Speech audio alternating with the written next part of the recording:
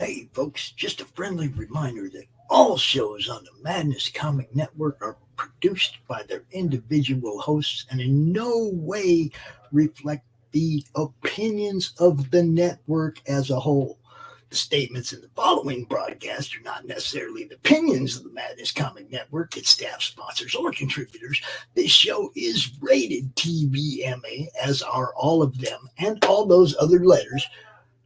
Viewer discretion is highly advised, and, just do what Doc says. Read that again.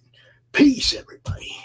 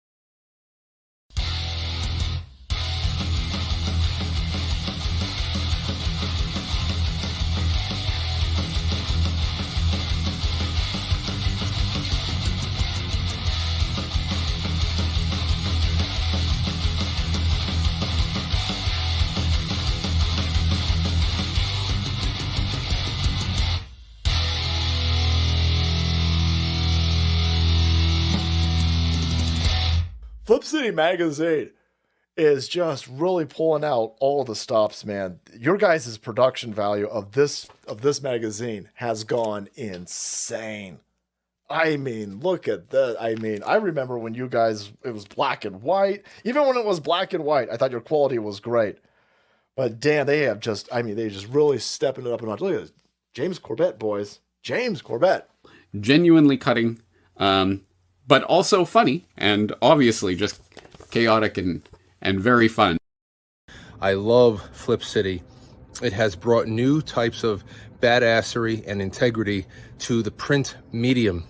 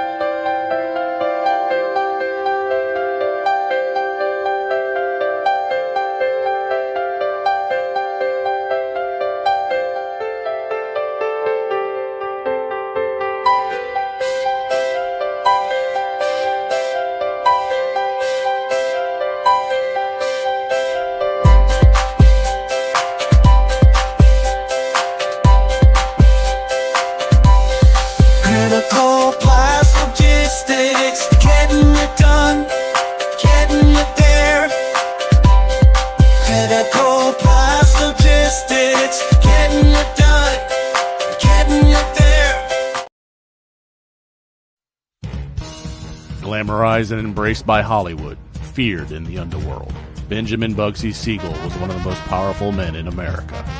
He was also one of the most hated. The man who gave birth to Las Vegas was gunned down in the luxurious home of his glamorous lover. Almost 80 years later, his murder remains unsolved. Who killed Bugsy?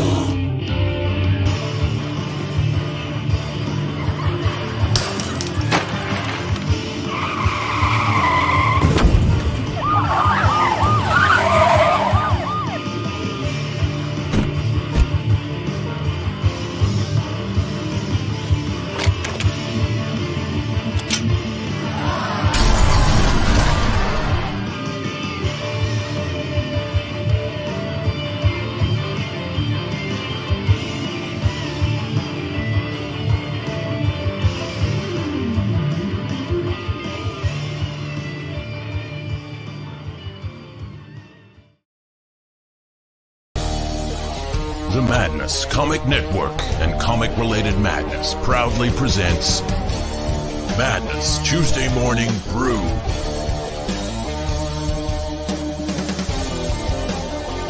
Tune in to our content on Comic Talk with Pops Van Zandt on YouTube.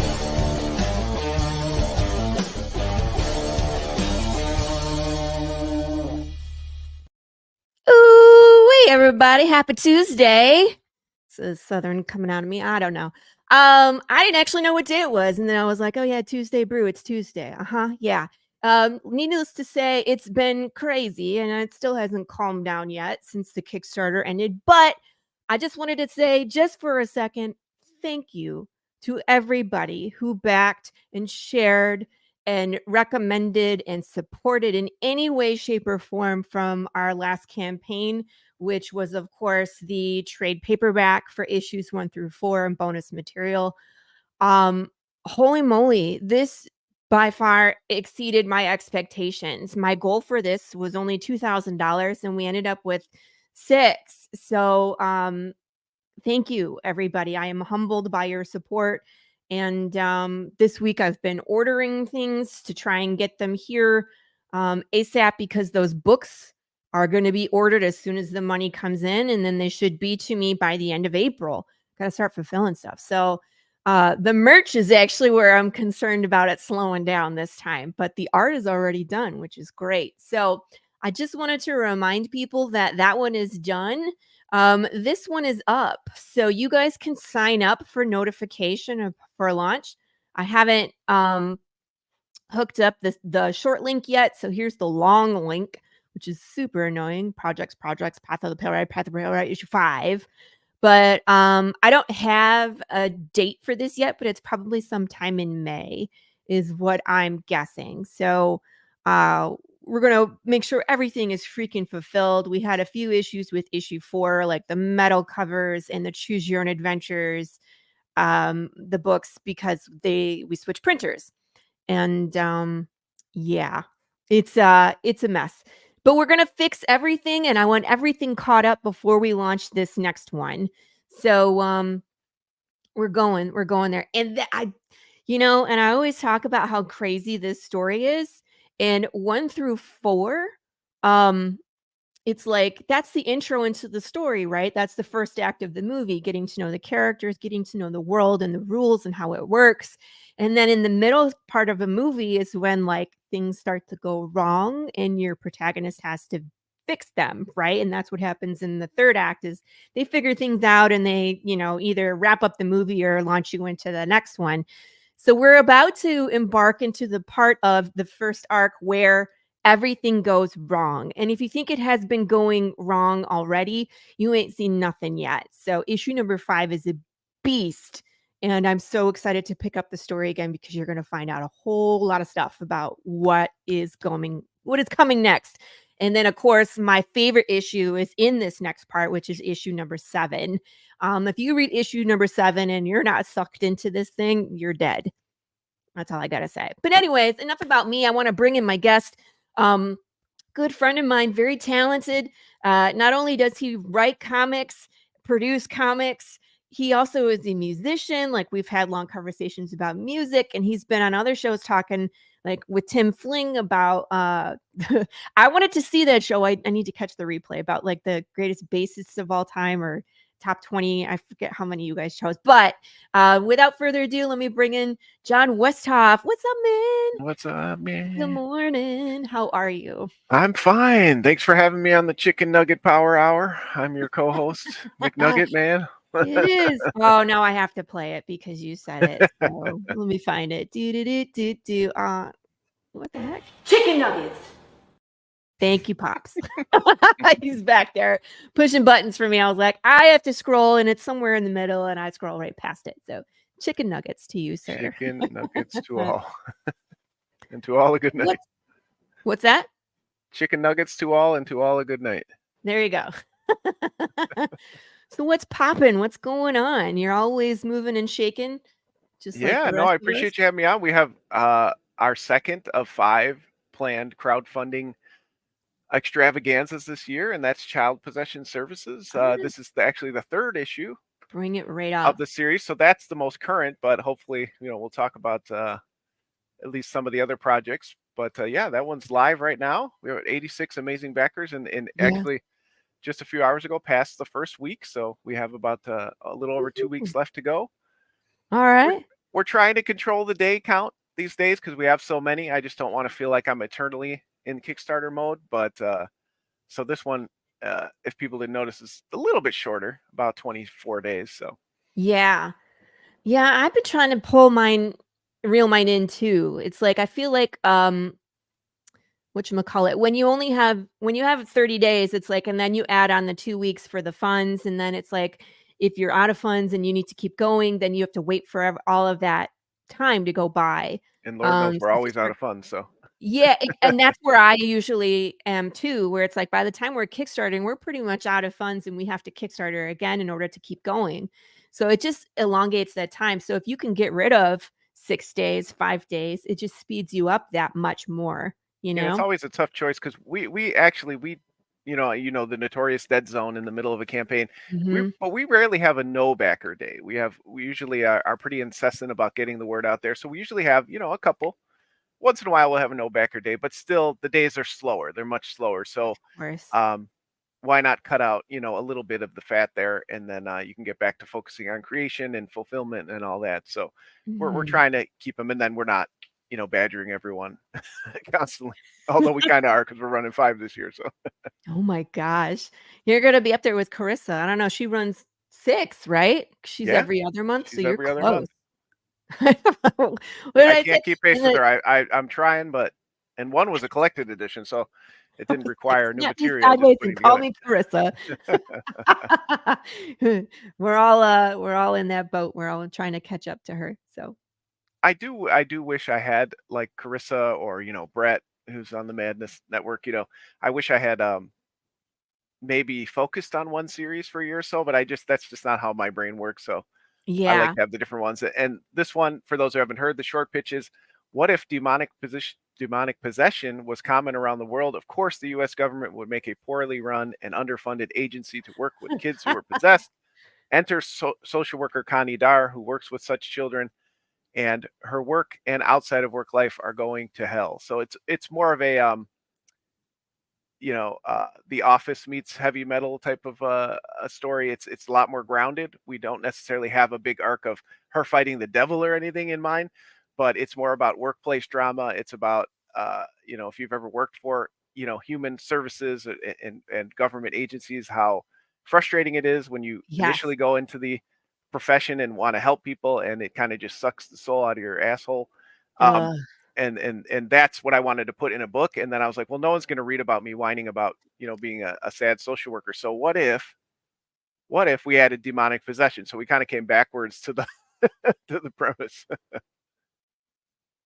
That's hilarious. I mean, Yeah. and you can already imagine like how terrible that would be. It's like already government agency, anything, and then with kids involved. Hey, Lou, good morning. Thanks for, hey, Tanner. Nice to Yeah, see and you. I get a lot of people once I Hi. say that it's a social worker for possessed or recently possessed children, they're like, "Oh, I'm a social worker, or my cousin's a social worker, or So they already that's kind of the understand it. angle I wanted to go to because a lot of Yeah. people, a couple people have approached me, including I had kind of a confrontation online with somebody who was like, this is a very serious topic and you're not taking it seriously, and this should be more like NCIS where you go into like the procedural part of them, helping these kids. And I said, again, I appreciate the feedback, but that's not really what this book is. It's a little bit more of a, it's trying to put some of my personal experience onto the page, but again, make it a little bit more dramatic and interesting of a story. So it's not, if you're looking for, again, Something serious. This is not it. something with an epic, hero's tale or something like that, not every story has to be that, right? I'm with you where it's like, and situational. I think we can take things that are really serious and poke fun at them. And that's kind of like humor getting you through the hard times. I really don't think we need a serious comic about child services. I really don't. It's already sucky enough to live that. You Right. need a comic book to relive it. And Hey, if Hugo, good morning. if you're in the field, my peers, we have some of the darkest sense of humor, and again, we kind of have to because we deal with very, very difficult things. So in no way does it reflect that we would make light of any real world situation where someone was being harmed or anything like that. Just like my example was like, he was like, well, the title is misleading, and I was like, well, that's like going into the book Preacher and expecting it to be about a preacher who does good by others. I mean, entertainment doesn't. I mean, what always did they go think down The the Boys route. was about? I'm Exactly. curious. They thought they were back in town. Yeah. The boys were not back. It was like Boy Scouts. You thought it was like kids. I was like, it's But not a, I've been doing this for about 15 years now. That's amazing. Get me a cake with a lot of candles on it. But so I've been around for a while. I think at this point, again, that's just how my storytelling is. I have some, epic, 3-act stories in mind, but a lot of my stories are a lot more grounded, a lot more slice of life. That's just kind of what I enjoy. Again, this is more like a sitcom in the situation than an epic tale. We try to take every issue as a one shot, knowing that in indie comics, you don't know how long you're going to get. Right. So we're grateful that we've gotten to 3 issues. There's been some flashbacks and there's definitely, I also understand that for most of us, of course, we love Lord of the Rings. We love that, it starts with him, spoiler, getting the ring and then destroying it and that whole story. But when you really break it down, it's like that movie's been out and that book has been out forever. People, only 60, 70 years. It's more about how the characters interact, right? You want to know about Samwise and Frodo's relationship. And that's kind of where I'm at as a storyteller. I like to see, like, even some of the characters maybe didn't have as big of a story, but after the first issue, I'm like, ooh, I really like how that character came out. Let's have them be a bigger part of the story. And I just enjoy that part of comics. So each issue you should walk away satisfied, but there's definitely bigger threads in there that if you read all the issues, you'd be like, oh, I like how, that scene paid off or that character interacted with this one. So make it bigger. This particular issue is about Connie is at court for one of her clients, and she walks right out into the middle of a protest for legalize it.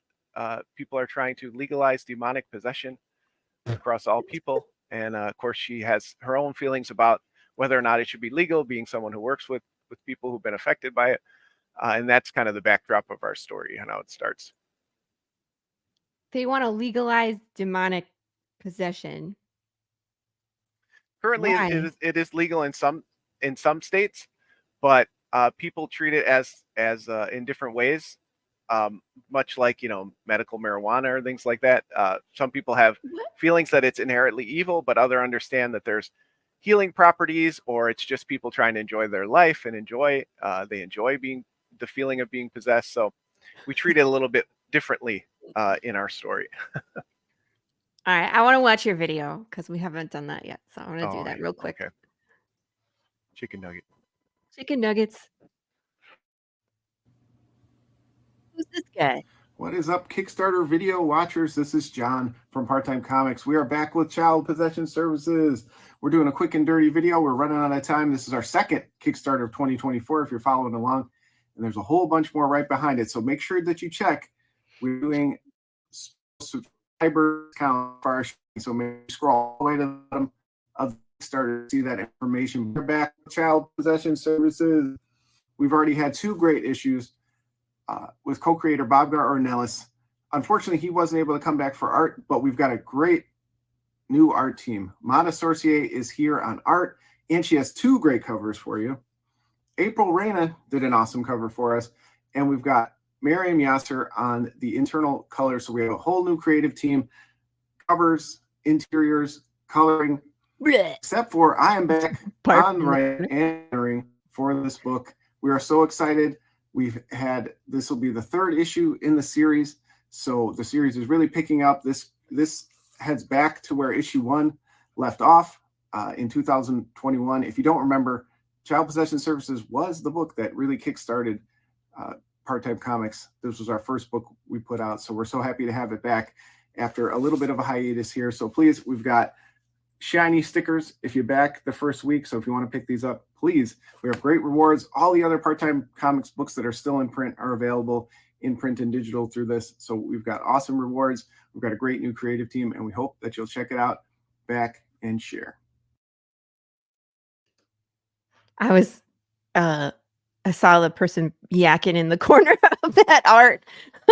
I was like, what is that about? Someone just barfing their guts up. Our videos are not often up to your production level, but I often wait and agonize about them, and then end up having to just kind of put up what I can. So I appreciate people who stomach that listen through. But yeah, we've had 4 issues, 2 issues with 4 great covers at the already, so that you can get all the catch-up issues. We've got the stickers. Today is actually, I'm glad we came on today because it is the last day at 11:59 tonight. That sticker right there, you won't be able to get it with your physical tiers. We do have a stretch goal in mind for our amazing digital backers to get them something free as well. But as far as this free physical item, it ends today. I've been trying to do that the last few campaigns to get people excited early, so I hope people enjoy it. Yeah. Mata was nice enough it'll be a little die cut shiny foil because that is a running gag in the stories that I was like, keep her fish alive.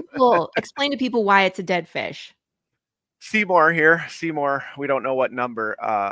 That was something that my co-creator Bob Gar insisted when we created the character, that for some reason in his mind, a way to show that she didn't have her life together is that she can't keep a fish alive. So it comes up quite often. So she just has this fish, and she keeps replacing it because it keeps dying. Yep. And again, we haven't officially revealed how many Seymours there have been, but rest in peace, little buddy. Ha! Kind of funny. It's like they keep killing Kenny. It is. We should have named it Kenny. But yeah, we got one more draw in tier as well. Mata's offered. This spot right here is open. Yeah, that spot. You could be a CPS worker, or there's another one where you could be a protester. So it'll be up to how whoever backs first gets to pick. So yeah, we filled 2 slots. We also had a speaking role, but that went. You get to be a judge in the courtroom and have a speaking role. But one of our longtime backers, thankful he jumped in on that. Cool. That's always so awesome. I always call those immortality tiers because it's like you are forever in this comic. You know what I mean? You get to live forever on the page. And I didn't do that early on in comics, and I was like, I don't know if people are going to be into it, but people are super into it. Like, we get people who back, and I don't see their name on any other. Like, we had somebody back Drumsticks of Doom, I think the 2nd issue drawing, but they didn't buy the other issues. They just wanted the one they were drawn in, and that's that's cool. If that's what they want to do. Yeah. Hopefully they'll come back for the rest of the issues later. But people love it. Like, I know we were talking in our chat group. Yes. We did have the notorious person who wants to be murdered in every book reach out to us and ask if there was murder. Sorry. We have murder. Come on over. I'll send her your way. I thought that was so funny. She's like, it's kind of my thing, and I'm like, I'm sorry. It's weird. It's weird that she's so specific though, because usually I'm like, we'll draw you in, and like 90% of the time we'll squish you, and that's kind of our running gag. But for her to be specific about the way that she dies, it's like, oh, yeah, might be getting into some some other Kinky. stuff going on there. Yeah, it's like that's her own personal kink right there. That's what Right. that is. Right. And I know other Good comic for you. creators ask that a lot. Like they'll draw their friends in the background or something being crushed by rubble or whatever. I It's know just that's funny. like an ongoing thing in the comic artist community, but I didn't think backers, but every time we put one up, we sell out of these tiers. So it's a fun thing. And I Yeah, haven't man. mentioned, this is a first for me as a creator and for Part-Time Comics. This Really? is our first female, all identify as female art team. Oh, cool. Both covers, Hey. or all three covers, because Mata actually did 2 covers, and Miriam Yasser is our colorist on this as well. So when I was looking for another artist after Bob said he wasn't able to continue with the series, I had met Mata Sorcier online, and she's kind of got a real sarcastic sense of humor, and she's really funny. She does a book called Sacrimony that's very very much, again, it's about a bigger story, but there's a lot of that real world drama, and it's about the interactions between the characters. So I knew she'd be a good fit. Yeah. And then I was like, well, if I'm bringing Mata on, I should make more of an effort to work with more women in the industry. This book has a female lead, so I should really do that. So I was grateful that Miriam was able to sign on with us as well. And then I said, well, it's time for another cover. We're kind of doing a tongue-in-cheek, not safe for work, sexy cover. Yeah. April Reina is notorious for that, so we got her on board. So that's kind of exciting for us to be able to work with different people. That's awesome. And it's always exciting to see new people involved, but I know sometimes it's a little scary when you have to replace your whole team. But I don't think it's affecting you at all. I think everybody is just climbing on board and ready to get more. You know what I mean? Yeah, and Mata was very excited. She read the first 2 issues and she's like, I love the drama. That's what I like to draw, people's facial expressions and reacting to each other and being jerks and all that stuff is what she's very much into. And I could tell that from her story, but you never know. Sometimes you pitch it to somebody and they're like, yeah, it's not really my thing. So that's brought more excitement Yeah. to the series, because very much Bob Gar is very much the co-creator of this book. There's a reason it launched Part-Time Comics, because he and I worked together for 15 years now. So, this wasn't just like somebody I hired off, Fiverr or something. He's very Right. much involved with the series. So, I got his blessing to continue it. But it still does sting a little bit that, where his priorities are now, he's not able to continue. So, and that's a lot of my Yeah. books. I try to work with people who really want to be on the book. Sometimes, But you have to life hire somebody happens. outside of your inner circle, but Yeah. it's hard, when people can't continue. But he's very much, he had input into this story. Some of the story and plot points that he and I had talked about are still continuing. So he's very much still a part of the series. Yeah, and that's cool. That's always cool when they can still be a part going forward, just a different role. You know what I mean? So that way, they're still involved and it still feels like it's part of theirs. You know what I mean? That ownership is there. Tell me about this Hold My Shipping program. This is interesting. Yeah, so this is the first time we're offering this. We are so grateful. When we look at our Kickstarter surveys and spreadsheets, we get a lot of returning backers. We have a lot of loyal backers who back all or most of our books. So I'm always kind of agonizing about how can I get them the books and not have them, pay through the nose for shipping, especially our Yeah. wonderful and amazing international backers.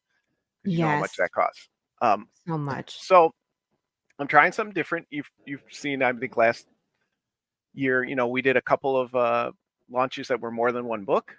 So we've tried that. That's kind of had, middle results. So now we're trying something different. And basically, if you choose the add-on, which is the first add-on when you back any tier for a physical book, you can choose Hold My Shipping. As soon as the campaign's over, I'll refund your shipping, and then we'll hold it till the next one. So if you know that you're going to back any of our 3 other books coming up here and you see them listed there in the schedule, Cool. then we'll hold your shipping. And then whenever you're ready to cash out, if you just want the next one, Drumsticks of Doom, you don't choose Hold My Shipping. We ship all your stuff together. If you want to continue, you choose Hold My Shipping, and then it goes to LCS and then Final Heist. So we're trying it out. Only a couple people have selected it so far. But again, to me, that even if it's just a few people that save, the exorbitant shipping prices, then that's a Yes. success for us. Hey man, that's awesome. It sounds like it's organizational nightmare on your part. But if you're willing will to be. jump through all the hoops, man. And if I could scan to my office here, you would see I'm not the most organized person. I will acknowledge that, but I Let's will look. figure this out. There's just stuff everywhere behind me. Hey, Um, that's why I but use a yeah, green screen. it's definitely. But again, I think I can look at the tier, put their names up, put them on a sticky on the to-do board, and then remember for the next round and double check. But yeah, it'll be an interesting experiment. We'll see how it goes this year. Yeah, but look at your schedule, man. It's like, okay, so you have Drumsticks of Doom, you have LCS, then you have another Drumsticks of Doom, and then you have Final Heist, and then Child. Oh my gosh. Yeah, and at the time I made that graphic, I wasn't sure of the order, so I made it nice and confusing that actually the one in the middle has I already was been like, funded. The one on the right is funding now. Then it's right? LTS. Then it's final. I jumped around a little bit, but But at least you gave the schedule. There's the schedule. So if yeah. anybody is confused, but I'm sure if they just follow your socials as well, there's Yeah, and if anything Once- happens and you change your mind, you want to contact us, we'll square up with the shipping. We'll figure it out. Mhm. If we ever, knock on wood, we're ever not able to deliver, of course, we would contact you and get the deliverables that we had by the end of the year. So if any of these books get delayed or something, we'll go ahead and close it out with everybody. But I am very proud to say in 15 years, I don't even know the number count now. I think it's 36 books I've been involved in. I've never failed to deliver crowdfunding. Not one single book has ever not delivered, and only a few have been, significantly delayed. We always find a way to deliver. If we have to change artists or we have to, make it work, we'll find a way to make it work. We're always going to get people the stuff that they support. Absolutely. And I just want to show everybody that is watching. Jon has created 17, he's run 17 Kickstarters and backed 222. That's 17 Kickstarters, 2 Indiegogos. We actually did a program called Chip In. That was 15 years ago, one of the first crowdfunding sites. Yeah. So we've done over 20 crowdfunding campaigns across different sites. So I'm very proud to say Wow. that we find a way to get the books out there. Right. So at this point, people, you understand that you're getting your stuff. That's what I want to communicate, because someone that's been doing this for this long wouldn't still be doing it if they hadn't fulfilled something along the way.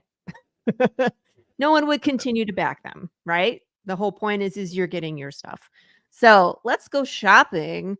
Digital book is $3. Woo. CPS. Yeah, very popular, as you win. see. Yeah. Also, as we go through it, the book, the standard price, we try to control prices. We know, again, Yeah. same thing with the shipping program. I take pride in being thoughtful about people's hard-earned money. So it's a little bit more than a book, at the comic shop, but we try to keep the prices under control. Yeah. That gets you cover A. There you go. $6. The digital catch-up tier here, again, this is our 3rd issue in the series. It's been very popular. That's always awesome to see. People who didn't get it the first time around, Yeah. coming back to get the issues now. So $10 gets you all 3 issues. And the first issue was a giant size 44-page Oh my one God. shot, I should mention. So a lot of pages of comics for $10. That's great. The Raina cover B. Is this a suitable for work one? And then there's a not suitable for work one? This is the not safe for work cover. Again, a little tongue-in-cheek jab at our community, that's very popular nowadays. Yeah. Our not safe for work cover, if you zoom in on Connie's shirt, she's saying form a union on the shirt, which we know is not safe in many work environments. Oh. That's funny. So sorry if you're coming for the not safe for work, which a couple people reached out to be upset. It's not there. It's not there. It's a little bit of a joke. Yeah.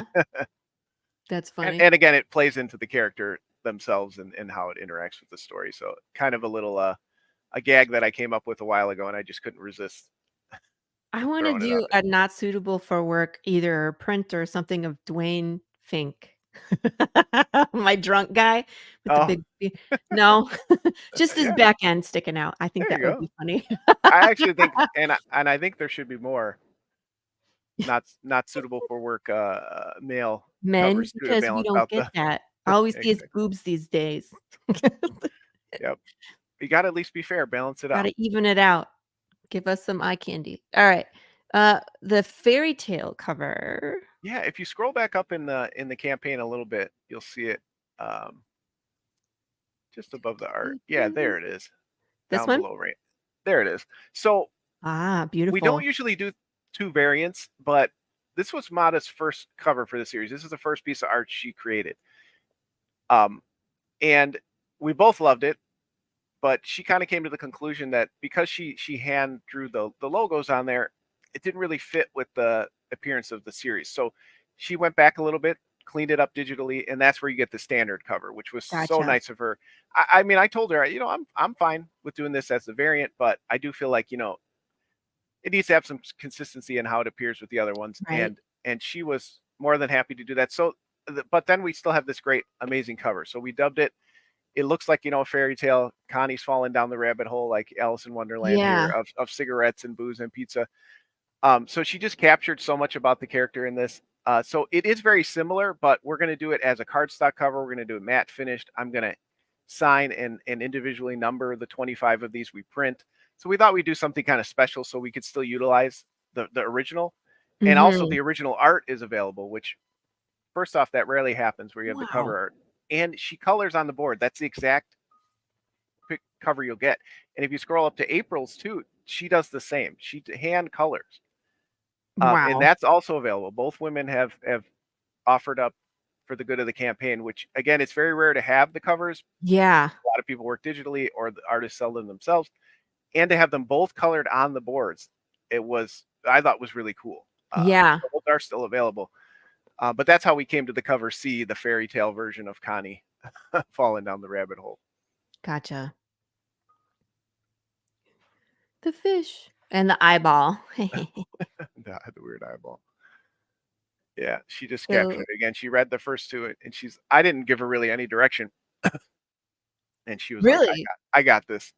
That's Don't amazing. worry. I know what the story That's is the about. best is when people they read the story, they know what's going on, and then they're so passionate about, things that are happening that they make this just beautiful stuff. And a lot of times I just get out of the way too. I'm like, you do your thing. Yeah, no, I love that. I'm a very minimal scripter. I don't give people too much unless it's something key to the story. This item has to be in there. They need to be doing this. And I just love when this kind of stuff happens. And again, she obviously proving she was the right one for the job. I mean, I'm paying her obviously for her time. She could have just been like, yeah, tell me what to do and I'll draw her standing, doing whatever. And she was like, again, it was 100% her. So this was amazing. Awesome. But so I hope it $18, sells. you I get hope it cover goes A through. and B. What's that? Yeah. I hope that this cover does sell through the campaign. If not, I'm happy to keep it in my collection. Right. I was like, what happens? I love that too, where I'm like, I have some more of these big James plushies that didn't sell. I'm just going to keep them. I hope it doesn't sell. Even better when it's art, Yeah. So I was still shopping. Cover A and B for $18. Be the first to get the book in print. Save $2. Way to go. Yep. Save a little bit. Yep. And then we the have book and all the previous issues. So this is kind of like a catch-up tier. Yep, this is the first in print catch-up tier. All the standard covers will be in there. So even with that 44-page one-shot, dang. Early Bird cover A, B, and C. So this is all issue 3, just all the covers. Exactly. Again, trying an even bigger discount there. So if people are willing to get multiple covers, we want to reward them for that. Early Bird, the book, and all the covers. B. What's the difference? So those are our standard variants. One was done by Robert Hafferman.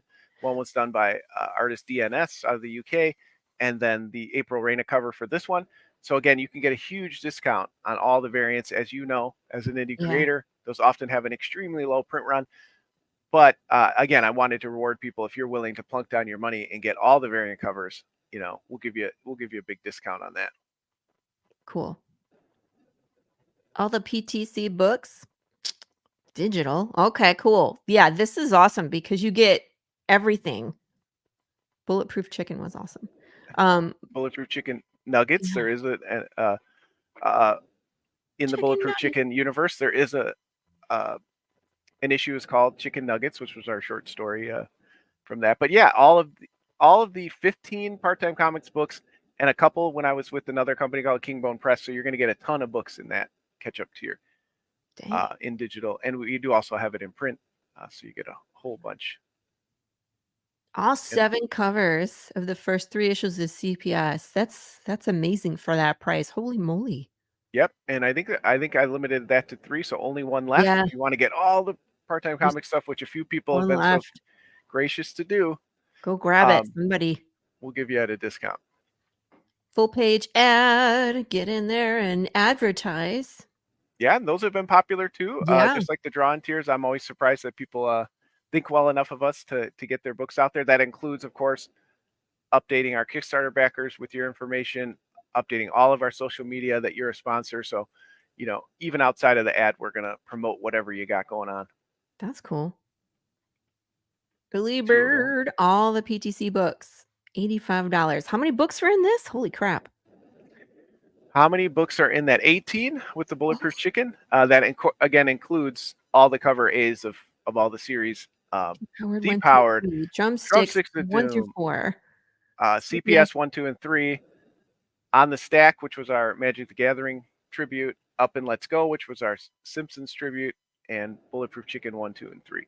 So a lot of huge stack of books. And that, you see, we have one amazing backer. That it's probably the best feeling at this point, being in the comic scene for a long time, and then each campaign we get 1 or 2 people that are just like, give me all your shit, and that's just like, wow, you saw something you like, you apparently hadn't noticed till this date because you hadn't had any other books and you want it all at once. That's like, that's so cool.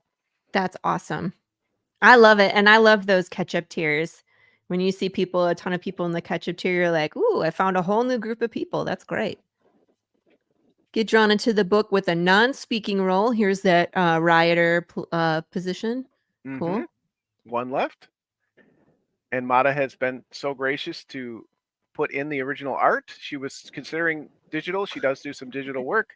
She decided that it was quicker and better, and she felt like more confident in doing it straight on the 11x17 boards. So she's been gracious enough to give that. So after the campaign, I'll contact you. You get to first pick of the pages by how you back. So I thought that was pretty cool of her. Hi, Kevin. Yeah, that is super cool of her.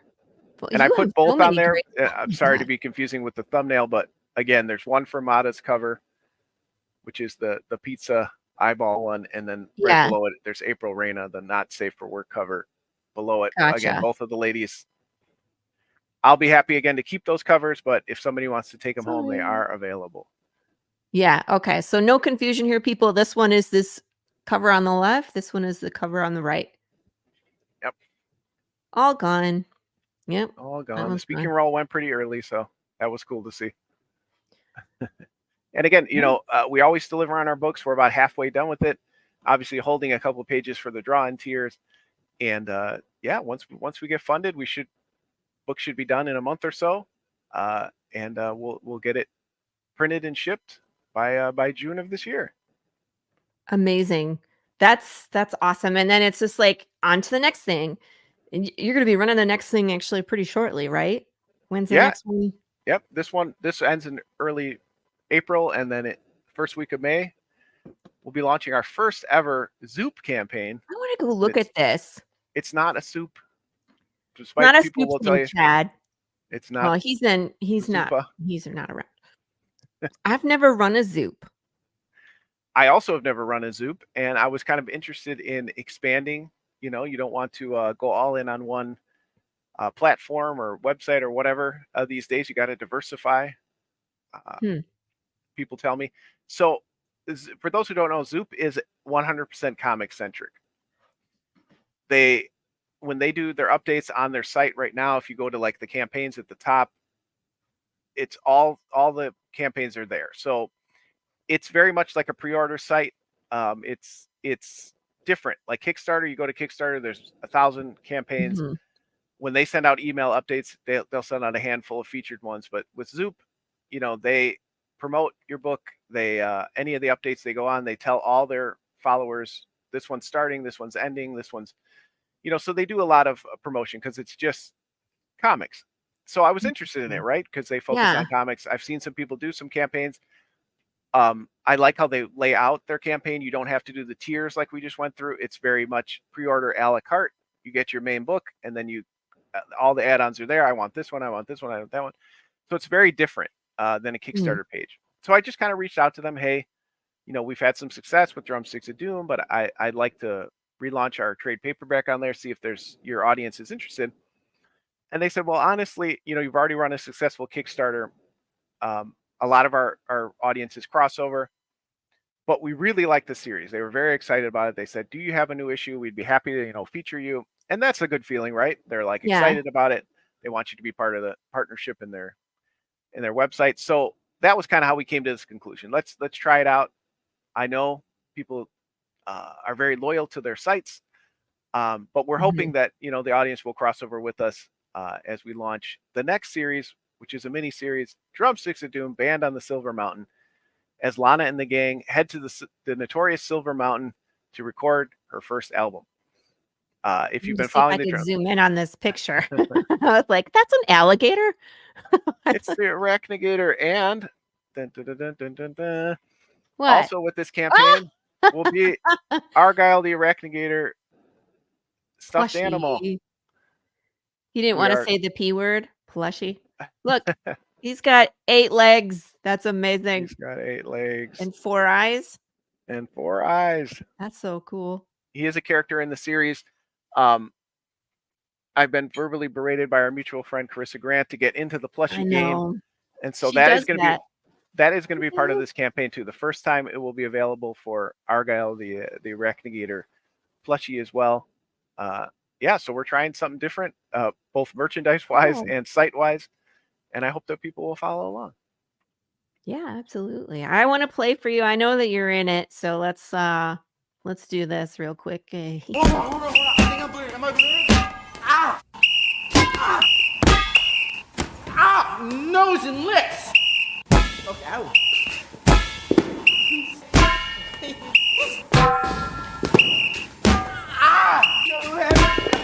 Can I? Ow! Ow! Wait! Ow! Please, Mr. Hood. Never gets old. Let's 5 part cracks me up. Message. Oh my Lord. It just never ends, right?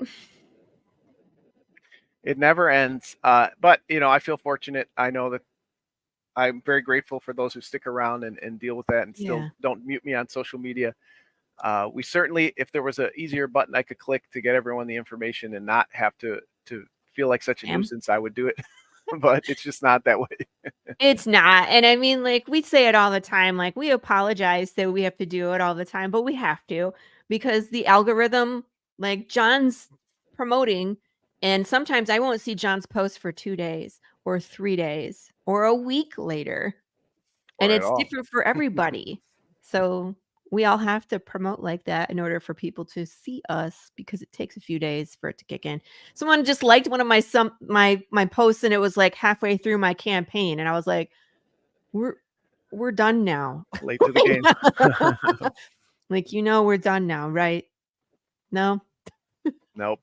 And if you do, if it ever feels overwhelming, we certainly understand. Every time I send out a mailing list update, I feel like I get a couple unsubscribers. We get it. No feelings hurt there, but it's easier if you just go to my link tree right here. Yeah. And you can get all the books, but I've done that before. Put up a book for pre-order on our website, crickets. Put it up on Kickstarter, 150 backers. It's like, it's such a weird conundrum to be in that we kind of you have to do the crowdfunding, because that's what gets people excited. At this point, again, I've been doing this for 15 years. You'd think I'd have a couple hundred people that if I posted, hey, it's in my web store, they would go get it. But I've done that multiple times, and we'll get 7, 12, 14, which is great. I appreciate that, but it's not the excitement that a crowdfunding campaign brings. So, you got to go with what works. Otherwise you'll be out of business. So that's true. And I know you have to take off early today, but there's a couple things before you start telling people where to find you. I already put the links. Everybody that's watching, there's a ton of people watching right now, by the way. Thank you for being here. But I just want to remind you, the best way to support indie creators is by going to the campaigns that are being run and by supporting. That's how you ensure that Jon gets to keep making, original content. That's how we get our entertainment these days. It's definitely not by watching Hollywood. We are not entertained. So make sure you going back, take some time to go click around, see what pledge works for you, whether it's digital, physical, all that cool stuff. And as of today, you still qualify for that shiny dead fish sticker, which is hilarious, by the way. Yeah, they're already so in the cool. mail. They're shiny. They are shiny. I love them. Yeah. So first and foremost, go there. But I also want to say, Jon, there's a lot of people that are watching that are also creators. What's, your recommendation for them if they're brand new and they're starting out? What's some advice that you can give them after, you've been doing this for so long? Give our watchers some advice. Well, I think if you're having hesitation about starting, there is a great community out there. We love to help new people. So many people helped me along the way. I think sometimes people feel bad. They'll DM me and be like, "I'm sorry to ask you, but I had some questions." It's like, no, don't feel bad. Yeah. So many people helped me. I want to help other people. The advice still that I usually give, and a mistake I made early on is and a lot of people have gone the other way, and that's fine. But I would still start with something small. I would see the whole process through. If it's an 8-page story, a 10-page story, put it up online, print it yourself. Just see a project through. And then after you're done with that, you can kind of collect and say what went well, what didn't go well. Then you get a couple under your belt, and then you can do your bigger stories. You don't have to, of course. Anybody live your life how you want to, but that's always the suggestion that I give, because and really try to do it all yourself. Even if you feel like I cannot draw better than a third grader, I don't know the technology. Just try it, draw it, letter it, scan it, do it, everything, because you'll have greater empathy for all of your creators that you work with. I know I recently, actually, after a decade, did my first drawn story, which I had never really had the courage to do. But it was just a 3-page story. I drew it on boards. I scanned it in. I lettered it myself. I colored it myself. Dang. Beginning to end. And it was just a 3-page story. But I realized even after a decade of doing this, I needed to take that step. And of course, I own the company. Why can't I make that decision, right? If anybody's going to prove it, why wouldn't I? And, it wasn't the greatest story. It was in our Simpsons anthology, a Simpsons spoof. But I felt like I could handle a style like that. And again, even what gave me the greatest empathy was scanning the thing in. It was so frustrating. I could not get it right, that it just, by the end, at least I had that. So now when my artist tells me I'm a little bit delayed, blah, blah, blah, I can say, I get it. I understand a little bit better now that the struggle it is to get from script to page to print. So I encourage everybody, start small, do it all yourself to try, and then you can kind of see, okay, where are my strengths at, and who do I need to bring into the team to make my next project even better. That's some great advice. I think sometimes people are not aware of all of the challenges for each person on the team. And I think that if we spend some time wearing each other's hats, that we could probably be more empathetic and understanding about how the process works. So that's great advice. Absolutely. So thank you, I Jon, also, for coming on. Where can people follow you? I know you have your link tree there listed, but tell us, and anything else that you want to tell us before you got to run. Yeah, no, I appreciate you having me on. As always, I Mhm. appreciate your collaboration, camaraderie, and friendship, and all the many groups that we cross paths in. So Yes. I appreciate it. But yeah, the easiest place to find me is Part-Time Comics. Linktree leads to all of our upcoming campaigns that we talked about, our mailing list, our social medias, our YouTube, which we're trying to get more active in. Yeah. All of that can be found. The easiest way to find us, though, if you forget all that, Part-Time Comics with an X at the end. If you search that in Google, all of our stuff comes up. So that's usually the easiest way to find us. We've always got something going on. I'm very active on social media. I'm one of the few people in the world left that still enjoy social media. I enjoy meeting people like Laurie and other people through the nuisance that is social media. So I'm on there all the time. And again, if you're a new creator, I'm always happy to give what little knowledge I have about this field if you want to chat for a little bit. That's awesome. And I highly recommend that people reach out to Jon if you have questions. He's a great resource. I've learned a ton of stuff from Jon, and I appreciate you 100% from my heart. Anytime I'm posting stuff, I see Jon liking and commenting, and even if it's something funny and sarcastic, it's a comment to get people to go read what I posted. So it's all with the purpose, and we have a good time teasing each other. I told him I was going to make him watch all my videos today when he came on. So Yeah, no, I appreciate it too. And that's something I always say to people. We understand money's tight. Not everybody can support, but even if you think I only have 3 backers on Facebook or 3 followers, no one's going to look at it. It all helps. A share really helps. In some ways, it helps even more than backing. So if you can't back, please just a quick share out, a quick like or comment on a post really goes a long way. It's 100% does. Thank you so much again, Jon. And we look forward to Sorry, the I had to next run out on time. you early. I'll try and schedule better in the future. What's that? I'll try and schedule better in the future so I can. No, it's all right. It's okay. Yeah, and we appreciate you just coming on and sharing with us all the cool stuff. Thank you. All right, we'll see you again next time. Bye. All right.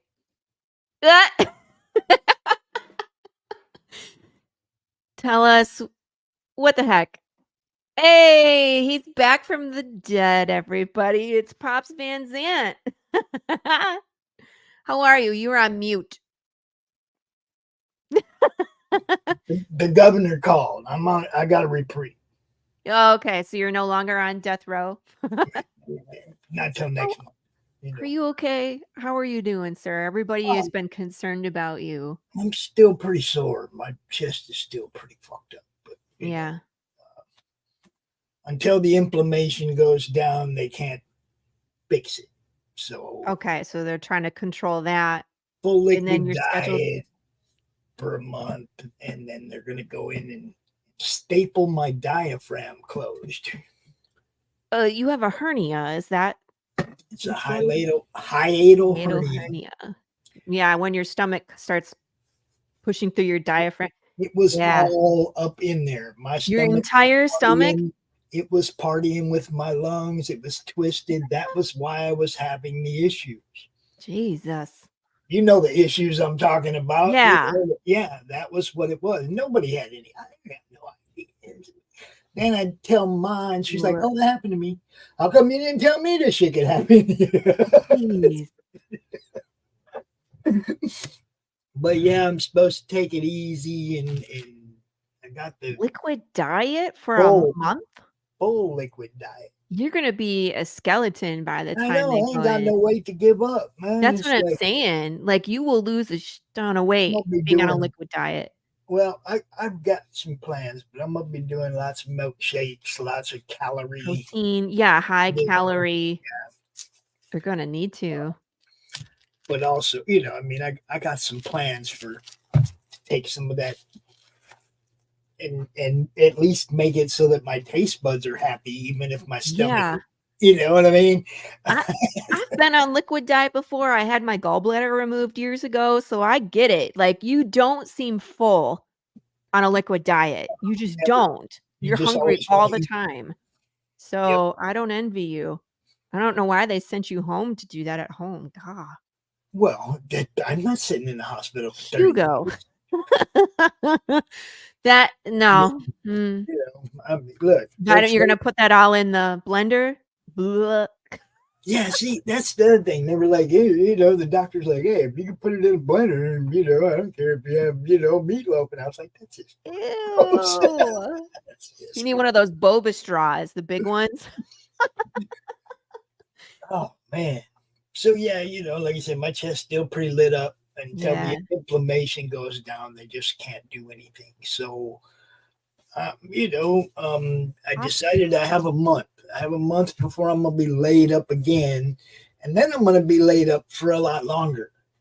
Yeah. Well, yeah. I mean, you have to go for the surgery and then you need to recover. So, right. I'm going to be laid up for a lot longer. So I need to get some shit done. Yeah. So what are you getting done? And one of the things that I realized, look, we've been working toward this Roku thing, and I'm real good at running the network and getting the shows up and getting them shared out and doing all the stuff. But I wasn't really laying the groundwork that needed to be in place to build a network. Okay. I need to get the LLC, get the lawyers to write up the contracts for investors and sponsors and showrunners, so it's all legit and above board. I need a lawyer to write up my terms of service for the network in relation to the showrunners and whatnot. Right? I need a lot of this stuff done that I wasn't even thinking about. I was just thinking about getting the money and getting the server and getting the. You see what I'm saying? I wasn't doing this in the right order. Okay. Don't put the cart in front of the horse. I think that's so. I'm not going to run a crowdfunding campaign to lay the groundwork for the Madness Entertainment Group, but I did start a GoFundMe. Okay. To lay the groundwork for the Madness Entertainment Group. That will definitely help. Basically, what I'm asking help with is to get the LLC, to get the contracts in place, so that we can get the developer to work on the network and get the network up and running. But we have to have, I have investors. I have Dan Riley from Whimsyland, okay? Tom Doherty from Committed Comics, Nira X. These guys are like, I'm going to throw money at you, Pops. And I'm like, I'm not going to take your money until I can give you a contract saying what your return of investment's going to be. Okay. So I have people ready to throw money at us. When we get the groundwork for the business in place, we will go to work, right to freaking work on developing the Roku network. But I have to do this shit in the right order. Okay? And Hugo, so you got to set up the business to be able to do the business of the business. Yep. Yeah. And how it goes. I was talking to Ray, Tug's website, Tug's web guy, Ray Haylock. I was talking to him. We talked for like 3 hours before I went to hospital. Yeah. And he was like, Pops, you need to take all the things you want to do, put them in a hat, take them out and address them one at a time. Put them in the right order. Yes. Okay? And I didn't even really have to do that, because as soon as he said put them in the right order, I realized I wasn't approaching this correctly. I mean, yeah, it's great. I have the network in place. We have people, we have shows that are going to Roku. I got all that, but I wasn't thinking in terms of how am I actually going to go there? I can't just go to Roku and go, hey, I'm Pop, take my shit. They'd be like, who in the what? So we decided upon Madness Entertainment Group, because that way we can umbrella over any multiple things we do. If we do a Madness Row show, whatever we decide to do in the future, we can do it under the umbrella of the Madness Entertainment Group. So I'm asking everybody, man, and I'm about to drop this link right here. I don't care if it's $5, man. Help us get this thing rolling. Help us get this thing up where I can actually take this investor money and build this network. Like I said, we have people that are already willing to throw money at us that believe in what we're doing. Okay. I have to do it right. I have to do it legit. I have to do it above board. I have to be able to show people this is all done by people who know, not by Pops. Mm-hmm. You know what I mean? Yeah, well, you mentioned a lot of it, but I was talking about a merger at the time and not worrying about having to do that for myself. If you remember, Al, we were talking about a merger. So, now I'm doing it myself. That's different. Okay. So, I wasn't, that was a completely different thing that we were doing and talking about. It's not this. It could have been this, it could have been this. We could be talking about that right now instead of this. But, this is what I'm doing. I appreciate anybody and everybody who throws the tiniest amount at us, because the sooner we get the money for the LLC, the sooner I can look, then I get to look at the lawyer and I get to to put the lawyer to work, to write up the contracts. And then I can present contracts to the investors, and then we're off. And you can ask Thomas or Daniel. They both tell you, yeah, I'm throwing money at Pops as soon as we got this groundwork laid. So, and you know, the cool thing was Daniel probably would have thrown this money at me anyway. Thomas probably would have thrown this money at me anyway. And I was the one that went, no, I ain't taking your money until I can give you a contract. Or we'd already been to work on some of this. You know, I'd have been using investor money to lay the groundwork. And I don't think that's how that's supposed to work. The investor money should go toward the network, toward the Roku platform itself, because that's what they're investing in. You know what I mean?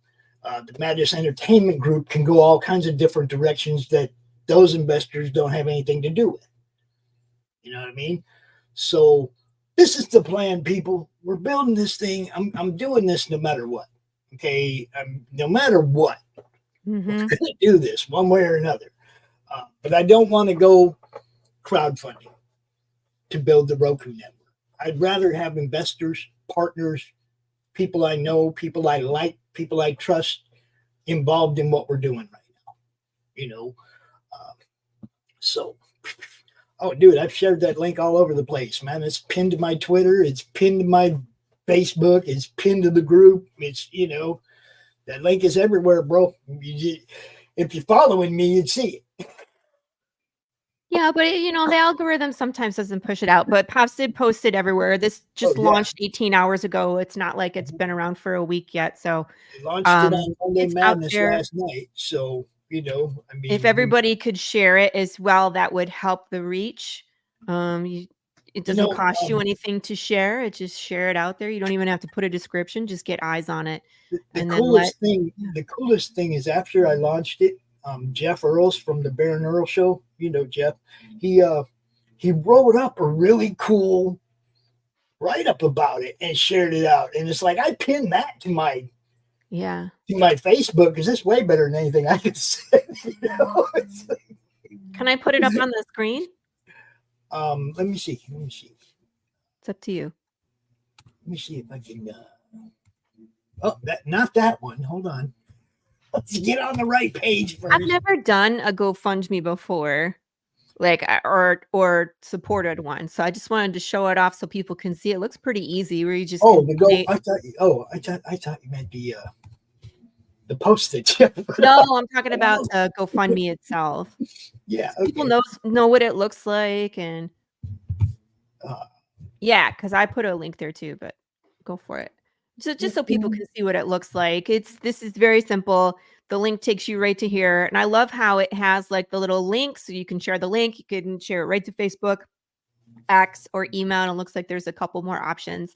So pretty easy to donate. And $2,500. And there's no time frame on this. No, it's, you know, look, as I get money, I'm going to put it to use.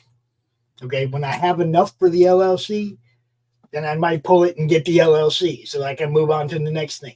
But if this gains any traction, we could use this for you know, put it. Just tell me, hey man, if you give me this much, we'll consider you an investor as opposed to just a contributor.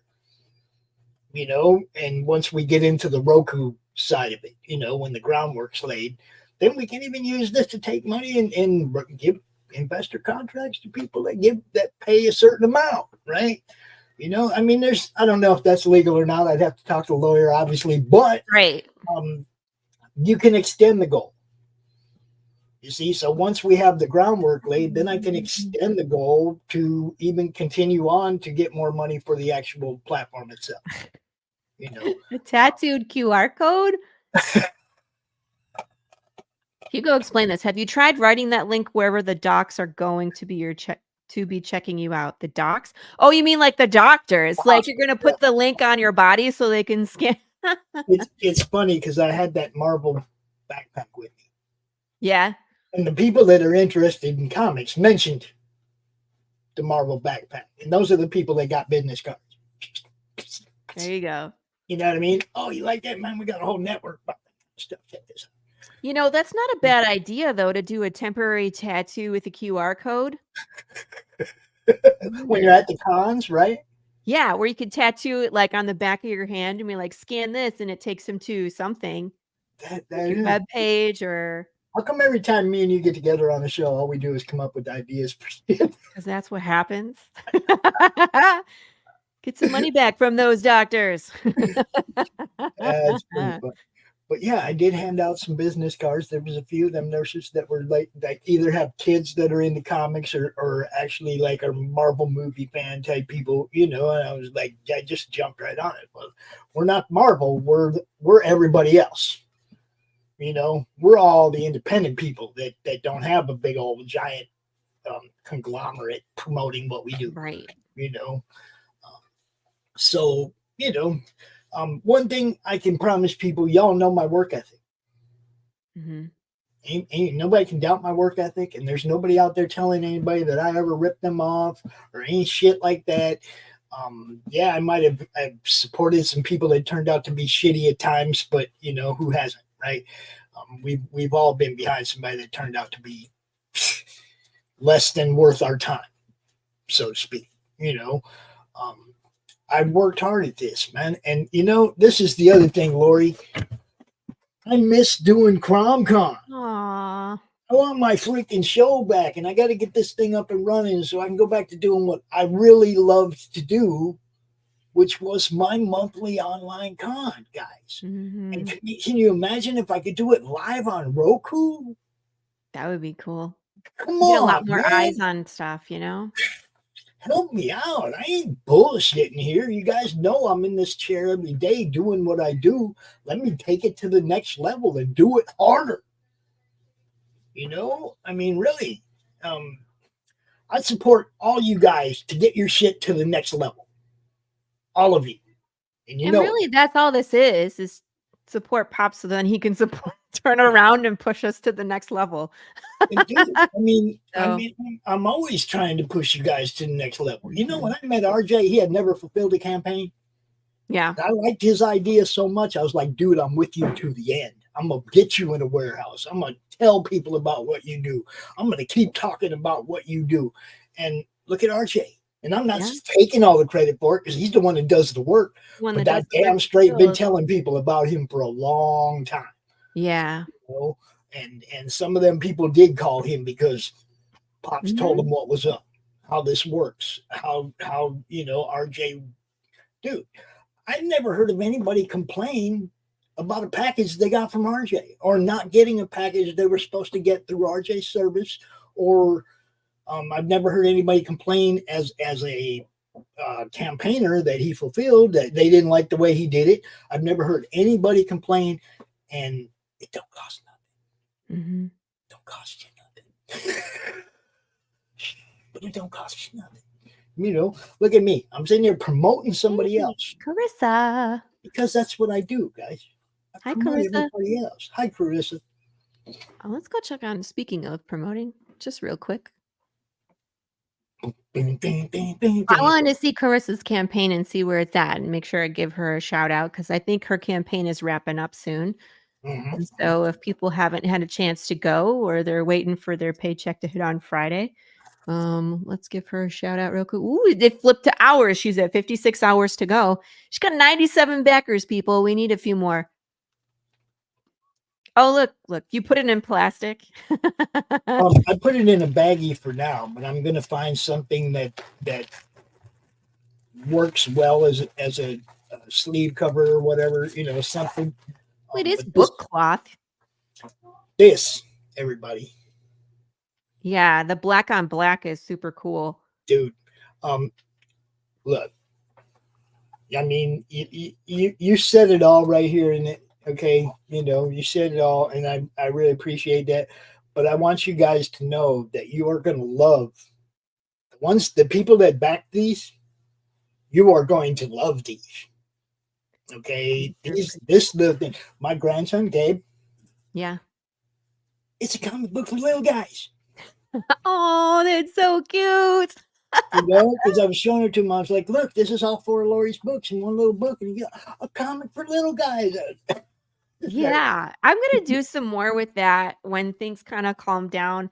I want to see if I can do No, skinnier. Like I won't be able to do hardcover, or maybe I just take the spine out. Like I'm gonna experiment too to see if I can do thinner ones. Or the maybe only thing, print in I card. can say is I can't read that tiny ass writing. No, and that's not what it's intended I know, for, I like, know. honestly. But And I did the warned first thing. people too. I The was like, first "There's thing I some tried to spots do where was see it's if I so could tiny start you reading it. can't." Yeah.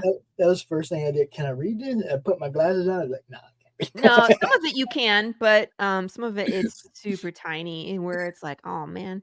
So I don't know if I could do a little bigger or play around with the size or just it's really just meant to be shelf candy. It's super cool.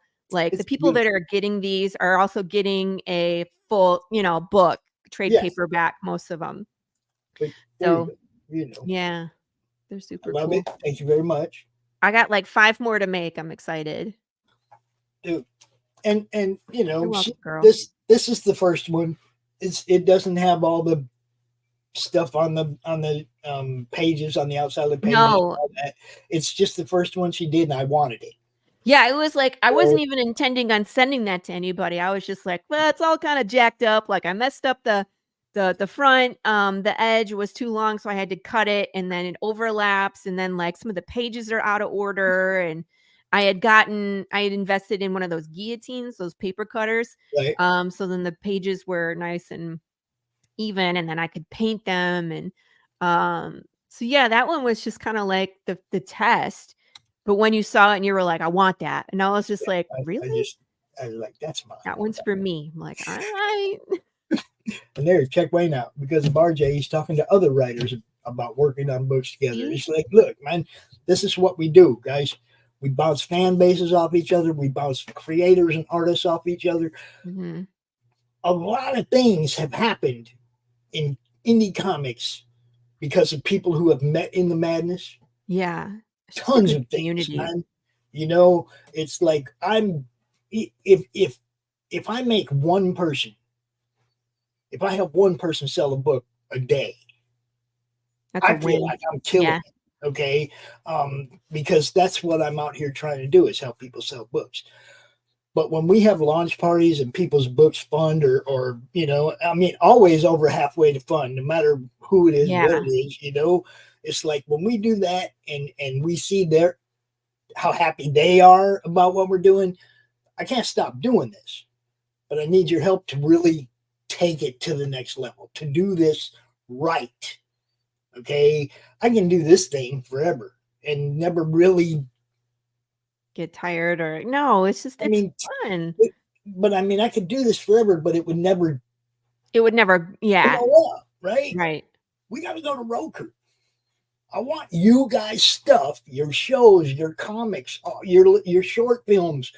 I want it all on Roku for you. Help me make that. Help me make it happen. I'm serious business.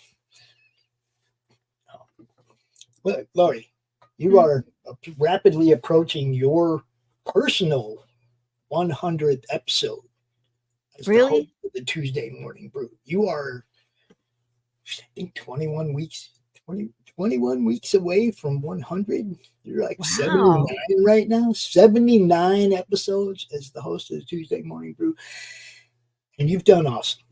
Thank you. You've done freaking awesome. Now I'm looking at the numbers right now, and your Twitter page, your Path of the Pale Rider Twitter, there are 30 freaking people watching you right now on your Twitter Hi, page. Twitter.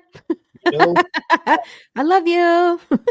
this is what I'm talking about. We kept expanding, we kept adding things to it. We kept what can we do next? What can we do next to keep making this thing bigger and bigger and bigger? There's no reason to stop doing that.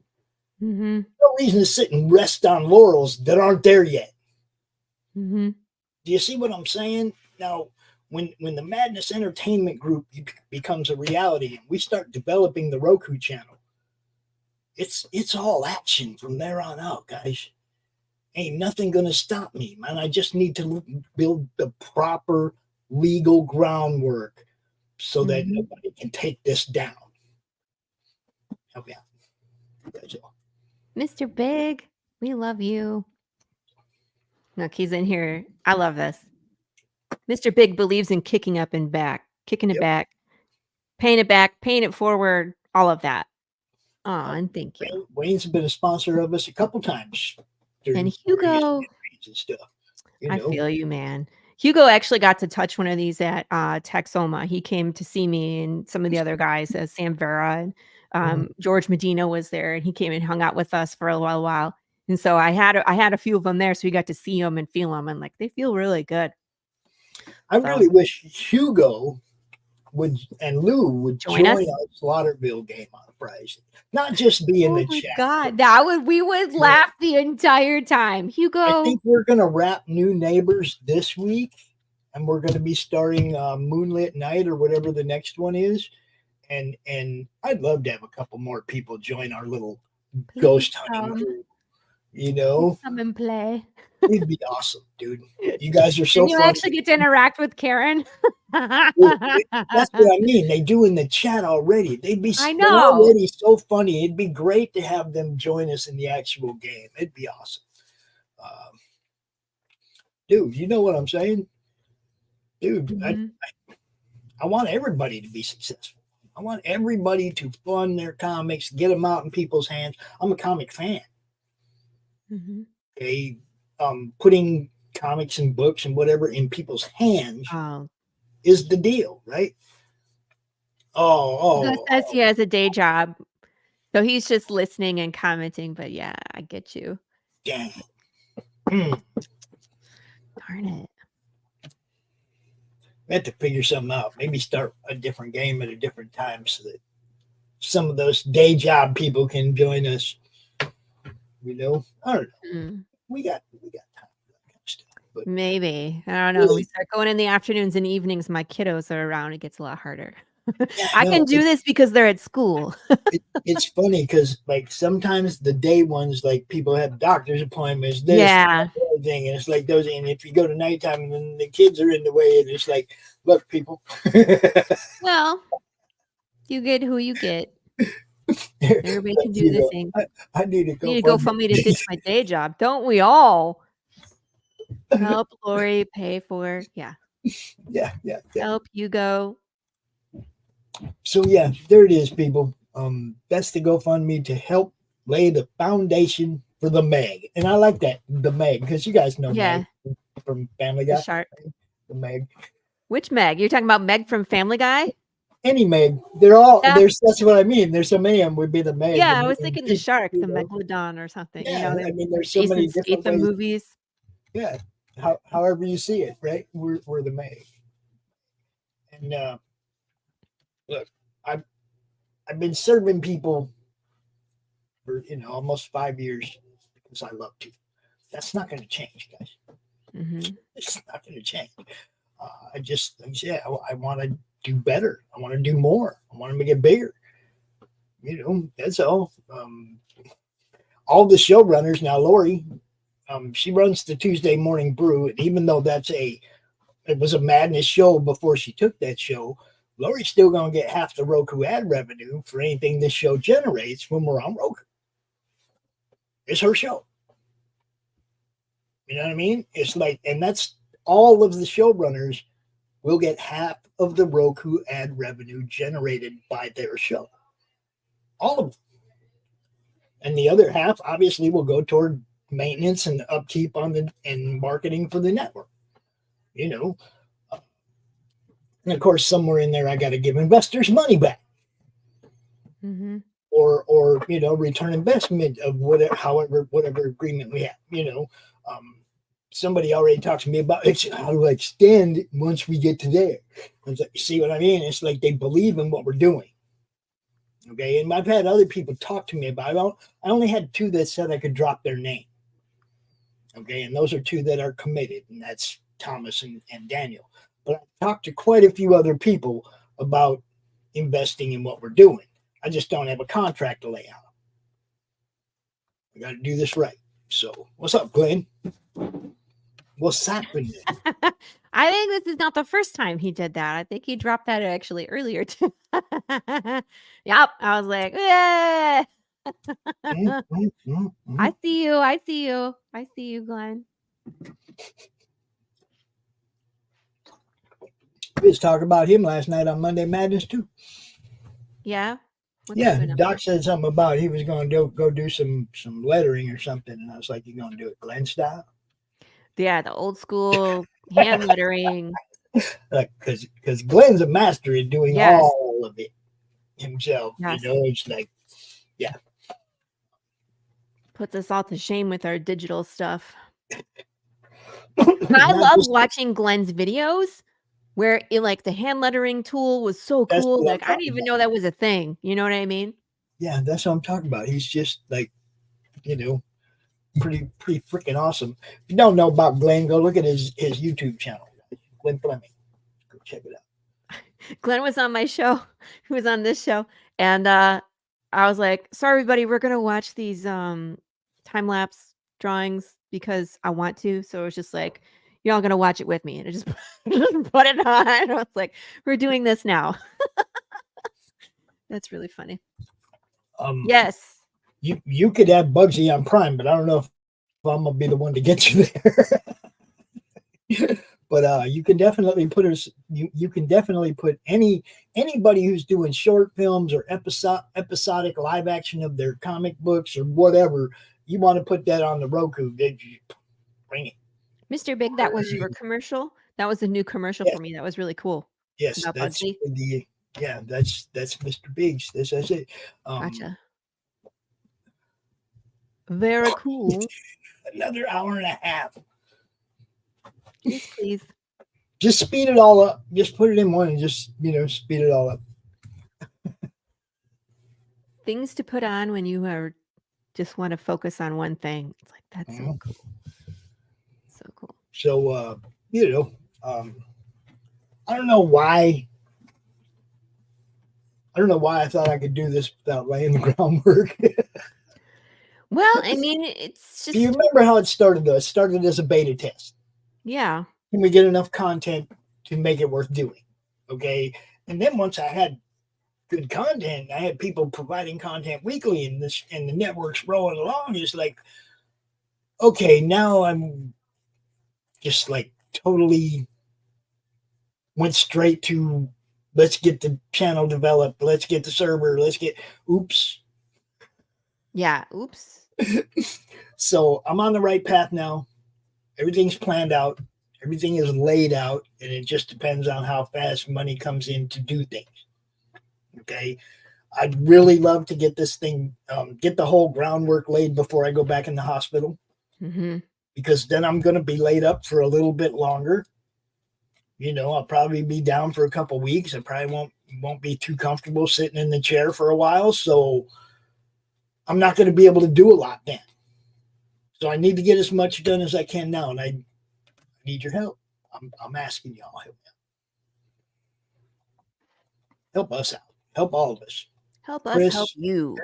Chris, Doc, everybody who's running the show here, Brian, all these people, their content's good, man. Brian's Horror Movie Club and Spaghetti Western Jamboree, those should be on Roku. Both of them. That would be cool. Because YouTube chops them all up. What's the total dollars needed? It's 2,500. Is the goal. And that's, like I said, I'm pretty sure you're allowed to withdraw as you go, right? When I get to the amount that I need for the LLC, I'm going to get the LLC so that we can go to work right away. Then when I get the money for the lawyer, I'm going to pay the lawyer. But I'm not just going to sit here and wait till I get to 2,500. I'm going to go to work as soon as I can, because I got investors that want to get involved in this. So, Sci-Fi Saturday Night. Yeah. See, dude, there's a lot of things. There's tons of shows people can do. And we have plenty of time slots that we can fit you into if you have an interest in doing a show on the network. But if you come to the network, you want to bring a show to the network, please bring a little donation to the network too, so that we can actually get this thing up on Roku. Help us out, man. That's all. I ain't gonna stop working for you guys. Oh, I know folks. I love that. If your name is Mr. Big, we assume you know folks. Let's just say that. Right. I mean, look, guys, this ain't rocket science. The more eyes you get on your projects, the more money you're gonna make. Mm-hmm. That's all I'm trying to do that's all I've ever tried to do is get eyes on what people do from the beginning with CromCon. They couldn't set up tables all through COVID summer. Couldn't set up no table. Yeah. We started doing CromCons. People could come out here online and still get seen and their products still be purchased. It didn't have anything to do with anything but helping people. And that's still all it is. It's been about helping people get eyes on what they do. Laurie does it. Doc does it. Everybody in the network does it because we all believe in the same thing. It's not a competition, yo. It's co-opetition. That's what's going to get you all selling books. What's funny? Everybody likes something different. And, Corissa has been doing these questions about movies recently where she just, was looking for audience participation and people have been answering those like crazy. But she'll say stuff like, what's one part of a movie that ruined the whole movie? And I put in like Spider-Man with Tobey Maguire when he turned all emo and he was dancing around, like that ruined the movie for me. But you should see the responses. People are like, this is what made the movie great. You know what I mean? And it's like some like these are terrible. You were watching again, you'd never wish it on your enemy. And some people are like, it's Hereditary. It's like Hereditary was a great movie to me. And so there's people all over the map. So that's my point. Did you see that's exactly I'm proving your point. It's indie. No, I didn't see which one you said. I said Han Solo. Oh, that's her last one. It's like what death was pointless. Chewbacca is dead. Long live Han. Because in the EU is the other way around. Chewbacca died. Han was still alive. I really think killing off Han Solo was crazy too. But I think that they were just looking for something traumatic, and they need Harrison Ford was just like, "Can you write me out, please? I don't want to do any more movies." He asked to be killed off a lot earlier in the script. But again, it's like there's so many different things in indie. There's an audience for everybody. You just have to find them. And that's the hardest part of indie is having people know you exist, because we don't have that Marvel sharing power. We don't have that DC push into every single store in the nation. People don't know that Path of the Pale Rider is a thing. I experienced, and this is crazy too, when I put out there the grim questions, I thought that was a lot of fun. Like, what would you do if, with undead bugs? And what would you do if undead children? And that's when I found out that there's people that are following Path that have no idea what Path is about. Yeah. People are like, I would put the kid down. And I was like, I thought you were reading, or I thought you were following what we're about, because if you have been, you know that there is no putting them down. You know what I mean? So that question, I had more people answer, put them out of their misery, than any of the other questions where I was just like, wow, people really don't know what we're doing yet, which is crazy. So, and again, got to do more advertising, got to do more marketing, got to get in front of more people. Because people don't understand what we're doing yet. And that's with everybody. That's all indie. People are like, what's CPS? There's so many out there. Yeah. There's so many out there, and they're all little groups. I mean, ours is a little group, but I want ours to be a huge group. I want everybody to join this thing. I've always been that way. I mean, it hasn't, I don't care what your show's about. If it's about the stuff we love, bring it to the madness. That's all. I don't care if it's art stream, gaming stream, talk show setting, like what Laurie does. I don't care. If you're doing RPG, if you want your show to be part of our network, like right now, we are broadcasting to 9 different places. 9 different places. So I'm doing my best to make sure you guys get seen. I remember, I've heard for 5 years now, the exposure coin. Okay. The exposure coin. You're just dealing with trying to give me exposure coins. I'm like, no, I did this for 5 years for free. You know, it's like, there wasn't no coin involved. Okay, when it came down to sponsorship, yeah, we got some sponsors and they paid for the StreamYard for the year so that we can do this without having to worry about monthly payments. And that's what the sponsors came in for. Laurie knows exactly how much she has paid to help us keep this up. You know, everybody knows. Wayne's been a sponsor a couple times. Everybody knows how much they've helped over the last 5 years. And I'm not saying nobody has, but it's never been from Pop's pocket. It's always been to make sure this thing keeps going and keeps going strong without no interruptions. StreamYard almost got in our way when when the renewal happened. Holy crap, they screwed, they messed our whole thing up. We lost like all our admin spots or something, remember? Mm-hmm. And I couldn't give nobody show admin, and they had to give us a free trial because the engineers at StreamYard couldn't figure out what happened.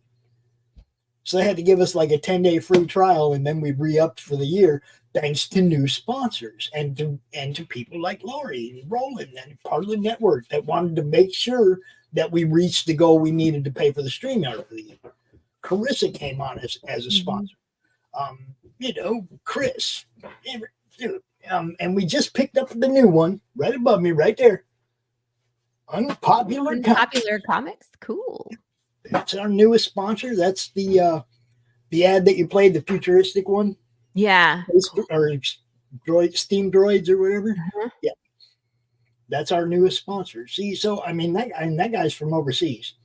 So we're reaching people, obviously, and I'm not, you know, I didn't approach him and go, hey man, you want to sponsor me? You know what I mean? It's like he came to me and I want to be a sponsor. Wayne came to me, I want to sponsor this month, or you know, however it works, 1 month, 3 months, 6 months, a year. It doesn't matter. However we can serve you. If you just want to run your ad during your campaign, you know, $25. Do it. You know, we'll run that thing on almost every single show on the network. You know, I can't say every single one because like some of the shows are pre-recorded, like Baron Earl show. Okay. They do put all the logos on their thumbnail, but they pre-record the show so they don't have the ads to put in there, you know. But we do our very best to make sure that you guys' stuff gets seen everywhere, you know, as much as possible. Pop's endeavor makes me think it's weird else UHF. The Menace is a real life UHF of the 21st century, but in a serious way. It makes sense, right? It's about the underdog giving more niche audiences content that they want to see or didn't know that they wanted to see. It's 100% what we are. Hugo, when you first tuned into the Slaughterville game, did you expect anything like that? I want to hear your honest opinion.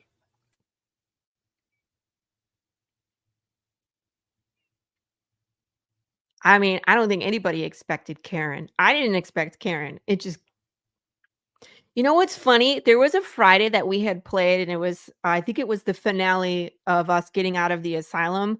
And my pool guy came and told me that I had to reach in and find my inner Karen if I wanted to call and complain about something on the bill. And I was like, that's not too hard. I was just Karen an hour ago. And he was like, what? And I was like, never mind. You should have told him. He might have started watching. You never know. No, I needed to cut it short with that guy. Then he went off on a tangent, and I just got like the big deer in the headlights, like, Dude. You know, Karen comes as a comic. Sometimes things come out as Karen that I don't even know. Sometimes I question, like, cattle prod to the butthole, the whole like amnesia and kicking the guy down the stairs because he wouldn't shut up, and like tactical cities. I mean, things come out of Karen that I don't know where they come from sometimes. I just gotta say. Sorry. I mean, it's entertaining though, right? He's over there dying. Please don't die. Yeah, for those of you who don't know, Karen has said all of those things during the Slaughterville campaign. Dude. We have a list. you completely. I mean, there was no way for I know. Chris didn't expect Okay. it. Nobody saw it coming, and now that I've actually read the storybook for that, if I had read that book first, that game would have been so much different. Yeah. But it's like you took over and Chris had to play around your character, and that I don't think I've ever seen that before. That was just awesome, right? Sorry, I just got really into character, like kicking you through the door and like you vomiting on my hair, slipping and falling into the vomit. Like, yeah, we couldn't have made that up if we tried. It was great. It was great. It'd make a great short film. I know that. My God. Oh, It'd make a I great think short Karen film. should be a character in a horror film just to be. Maybe I need to get a Karen wig and create a character for one of my shorts. I'm already writing the next short film, which will be an instructional video like welcome to your undead years, right? I mean, and then like they're gonna go through the rules of what to expect, and I'm gonna parade through a lot of the undead characters that we've seen already. So we'll see Ellie and we'll see Brad and some other undead characters kind of come through, and it'll be fun. Yeah, I'm really looking forward for that. Yeah, yourself, anybody that's been undeaded, in the series, the guy with the fork in his back.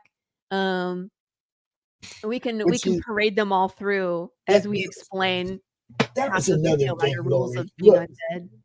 that's It's another like thing, Laurie. it's like in Beetlejuice, how they get the handbook. It's like, what is that? The guide to the recently deceased. Yeah. It'll be like that. It's an instructional video. Well, like in Fallout, where they're explaining the different specials in the beginning. They're like charisma, and then they have like the little stuff, and of course he ends up like as a bloody mass on the ground, stuff like that. So we're gonna have some fun with it. So it's bouncing around in my head, but it's not a complete thing yet. But it That's will one be. of the things about your series, though. From the day I met you, I think about, okay, look, how many times did I send you that? I've sent you messages, dude, I got this great idea, but I don't have no way to act it out, no way, but here, use it. And I'm like, give it to me, and I'm like, I'll find someone to do it, and they do. It was like, because your series makes I have I'm crazy still the one fans that who I do think it. about just weird random shit at weird random times. Oh man, maybe that's why. Or because at one time I sent you messages, you said, "Oh, you're thinking now," and I was like, Yeah, but you what made was me that? laugh too. You're like, if I eat a seed, will I poop out a tree? And I was like, no. I was like, but you are thinking. Nobody else's comic has me wondering this much about all these different aspects of it. The geopolitical part of it, the terrorism part of it, the government control part of it. There's so many things that you take into consideration that would, what does the FDA do? They're giving you moving meat now. Everything's okay. Nothing's safe to eat. But do we eat it anyway? I don't know, and what never mind. I don't know. I can't say it. There's Issue so number many things, 5. though, Oh God. When we start issue number 5, Pops, we move the story forward in so many ways. Like we're at 9 years into the apocalypse when we started. So we're basically right before we pick up issue number 1. Right. But you get to see, I'm going to give a couple spoilers. You'll get to see Prince, the first encounter with Prince. You're going to see Lola again. And what she has transformed herself into is not fun. And she blames Jude because of their previous interaction. The steps that she has taken, she blames off of their interaction. Messed up. And then you'll see what happens with the government. That's going to come to a head. Mm-hmm. You'll find out what Dwayne Fink knows. And then what happens with Jude with that information and the decisions that he makes to go forward. So there's so much stuff crammed into issue number 5. And then we burn everything down. So like, I can't wait to pick that one up, but it's just like, it, like you said, there's things I have to put in place before we can keep going. So it's just like never been. I've never read a comic series or had the concept of a comic series occupy so much of my freaking mind. and I've Until done something you right. did this, and I'm serious. You know, even the stuff that I was big time fandom of that I waited week to week or month to month to get, and back in the day when comic stories were good and you couldn't wait for the next one, right? None of them ever had me thinking. It was just, I can't wait to read the next one, right? And you wait till you got it in your hand, you read it, and then you wait until you got the next one. None of them had me wondering what the hell was going to happen all month while I was waiting. Okay, Mine are unfortunately a little longer than a month. Years already. You see what I'm saying? This one's had me wondering what's going to happen for a couple of years now. Yeah. Okay, and then not because I'm waiting for the next book, because I'm thinking about long-term repercussions. Yeah. Dude, but it's like 5 is such a crazy episode. 6 is really interesting, and there is some action, but you're going to understand what Jude needs to do. And in 7 is 100% action. I think there's maybe there's minimal dialogue. The script is 4 pages, but it's all action. 7 is by far my favorite, and there's a huge reveal in it, like huge. And then 8 is kind of like the repercussions from that. And it's a really big deal. And this one in 8, if you're paying attention to the imagery that's in 8, it'll tie back to the things I've been showing you from the beginning. So again, I've been telling people, if you look hard enough, I've been showing you things from the beginning in imagery, if not in words. Right. So, and then of course, 9, 10, 11, 12, we wrap it up. Jude figures out the meaning in 10. So he figures it all in 10, and then 11 and 12 is like the repercussions and then where he decides to go. But I'm telling you, I just cannot wait to get to 7 and get that one out there, because you all are going to be floored by number 7. You won't see it coming, and then you will never be the same after number 7. I've been floored by the concept from day one. That's what I'm trying to say. I've never had a story that the concept was that had me this enthralled in where, to where I'm trying to figure out where it's going.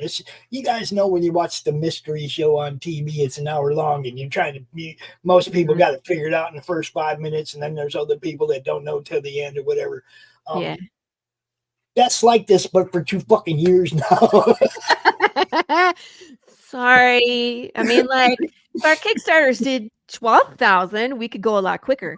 And eventually, we'll get there. But right now, we're right where, it's paying for itself, and I am not complaining. I have no doubt that you're going to get there. I'm just like you. I didn't think I figured with all the people that already had floppies, that trade paperback, you'll get those TPB fans, the ones that were waiting for about, and it just, and I did get those people. And what you got, people that bought your floppies got the TPB I got about too. 50% of my backers were returning backers. Yeah, that's amazing when the people that already have the content bought the content again. Yep. That's freaking cool. Like I said in the beginning of the show, like the outcome of this campaign for the trade paperback far exceeded my expectations. Like I was not expecting that. I was like, maybe we'll break 3. My goal is 2. And again, the art's already paid for, so we're not looking to, we don't need all the funds, but it's like it'll just help us order more books, and it'll help the next book. And it was at 300%. It was amazing. It was just amazing. That they started picking up like the last 10 days, and then it just took off again. And I was like, wow. So really cool. You should make 10 to 20 stretch goals when you release. What's crazy? We unlocked every single stretch goal that I had, dollar amount. It was nuts. I couldn't believe it. Like I came up with all these stretch goals, and I was just like, that's probably enough. We won't get to 5,000. We got to 6. So I was like, I don't even have stretch goals set up for these. It's all right. And We're gonna have to get really creative, man. I wish we could do another poker card. That would be cool. I would love to do 3 poker cards an issue. We were close last for issue number 4. We had 140 backers. And I was like, if we had like 5 more, I would have pulled the trigger and been like, we're close enough. We unlocked a poker card. But 10, I was like, no, I can't quite do it. So 10 to 20 poker cards are times awesome. the dollar amount. For those of you who back, he's saying it's like, if the bookmarks cost $200, then stretch that stretch goal out to the point where you're making money on each stretch goal as well. Oh, I do. Okay.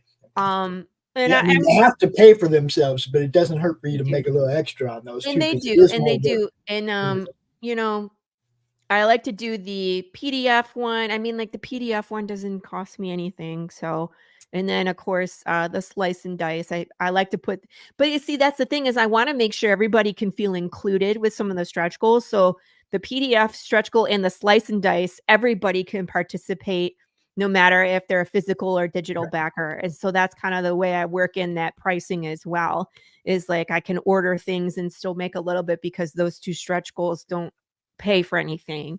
So I'm not trying to make a ton of money off. It's just I want everybody to be included. And the slice and dice is so much fun. If you're a fan of this series, you don't begrudge her the opportunity to make the money to pay the artist ahead of time for the next one.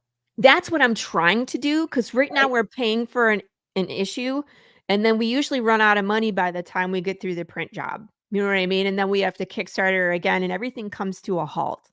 And that's just the cost of doing independent comics, unfortunately. So what I'd like to do is, when we start getting that little bit of a buff at the end, it's like, that's just going to pay for the next one. You know what I mean? Then instead of getting 4 pages and we get 8 pages in or 12. So then the turnaround time between our Kickstarters and between our print is less. So then instead of doing 2 books a year, you get 3 or 4. It just depends on how it all falls. Corissa. I know, unless you're Corissa and you can do that. That's amazing that she can. So again, issue goal is 2,500. If you get 10 to 20 then you can release 2 issues at a time. I thought about that as well. If we can, we will. 100% we can. I would like to do Ashcan previews of the next issue, black and white. That's interesting too. We might be able to do stuff like that, but I have another choose your own adventure book rolling around in my head, which would be really cool because I want it to come with a coin. So as you make decisions, there's going to be some pages you have to flip a coin and it's chance which way you go. Let's see, the Ashcan idea, I was thinking as a stretch. I know. I want the books to come out as fast as they can too, Hugo, because I'm telling you, once we get to 7, there's no turning back. The reason I say this is that because sometimes you have some of the art for your next book already done, right? Yeah. So the pencils are already done. You don't have to worry about the colors or nothing. The Ashcan's like construction paper. Nobody gives a fuck what kind of paper it's on. Well, I can print those like I do my own and just staple. Okay, exactly. So you make that a stretch goal. If you get to like double your goal, right? Then you give everybody a little preview in print. That's an interesting of the next issue. You see, and now you've got them. Oh shit! I got to get that. What it's going to look like. I know. We were already talking about. I got to go through the script for 5 and kind of figure out how many pages I want to put where. But we're going to start moving on that. You guys. That goes for everybody. That goes for everybody. Yeah. We'll preview. We'll bring them. That's your returning fans right there. Yeah. You know, and you don't just give it to them. Like I said, make it a stretch goal, or at double. When you get to double goal, then give everybody a little look at what the next one's going to look like. Do it black and white. Do it cheap. Don't Yeah. They're going to see it. They're going to have it in their hands, and then they're going to want the book. Before we go, I want to give a tease to the short film that I am editing right now. We're all wrapped. All the film is done. I'm planning on having it done by this week. I should have it done, or at least because again, it's going to have a viewing in London in May. Hades from ASAP Imagination is renting out a studio, and we'll be showing myself and some other creators that do short films. So this isn't the full thing. I just want to show you a scene. I kind of teased out pictures of when I covered my actors and their floor in Hershey syrup. And people are like, what the heck is going on here? And I was like, well, we're going to show it in black and white, and it'll be blood. And everybody was like, it looks like someone pooped themselves. And I'm like, once it's in black and white, you will see. So I want to show people what it looks like when you take Hershey syrup and put it all over, and you see what I mean? Like how it's going to look. It's going to look like blood. So here we go. I'm not going to show this whole clip.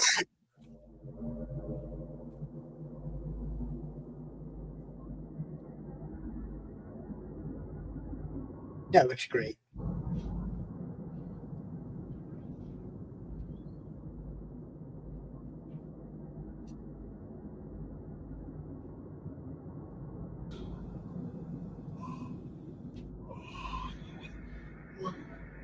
What?